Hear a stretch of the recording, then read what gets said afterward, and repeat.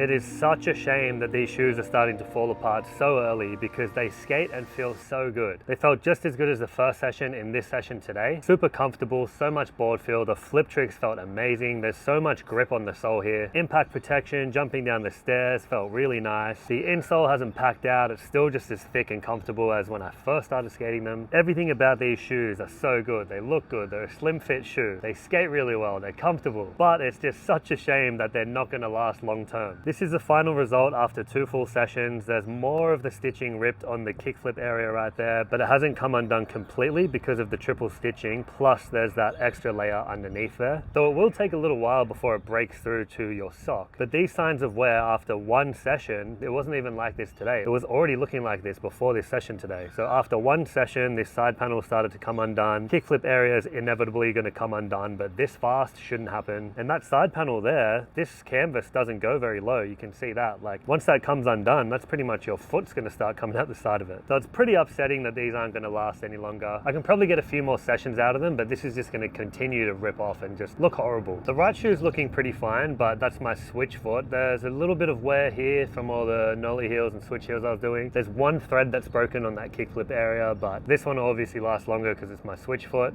But the soles were really good. The rubber was really good with the flicks. But sadly, these shoes will just not last much longer than these 2 sessions. They are Nike's new entry-level budget shoe, but these are $110 Australian. If you're looking at spending that much money, knowing what I know now about how durable these aren't going to be, I would definitely recommend you guys to spend an extra $10 and get the GT Blazer Lows for $120. Those shoes are amazing. They're really good quality. They've lasted me a long time. I skated them pretty much the whole first video part that I filmed for the Gobbledog video. So lots of street skating. They took a lot of impact and they were really durable. I loved those shoes. So I wish I had better things to say about the durability of these shoes because they actually skate so well, but I can't recommend these to anyone. Look at that. After 2 sessions, and that's how it's looking. And especially for people that do more flip tricks. I'm not a big flip trick guy. I just tried to do a lot to test the shoes out. But if you guys are big with your flip tricks, then definitely stay away from these shoes. Just stay away from them altogether, unless you're getting them for everyday walking shoes. These will feel sick because of the insole. They look good and they feel really comfortable, but stay away from these if you're gonna skateboard in them. Go with the GT Blazer Lows instead. For me, I'm just gonna go back to the Vans slip-ons that I know and I love. They do take a long time to break in, but it's my favorite shoe once they are broken in. So tried something new, did this video for you guys to see if these are worth it or not. Probably not, but definitely going back to Vans after this one. If any of you guys are a size 11 US and you're around the Sydney area, hit me up, because I'm not going to skate these anymore knowing they're just going to rip more. But hit me up on Instagram and I'll come drop them at a skate park for you, because my OCD looking down at that stuff is just going to wig me out too much and I'm not going to like the look of it. So hit me up on Instagram if you're around Sydney and you're a size US 11 and these are all yours. So if you're looking to get new skate shoes from Nike, stay away from these, spend the extra $10 and get the GT Blazer Lows instead. Or go with my favorite shoes, which are the Vans Skate slip-ons that I did a video about right here, and they cost the same price, $120 now.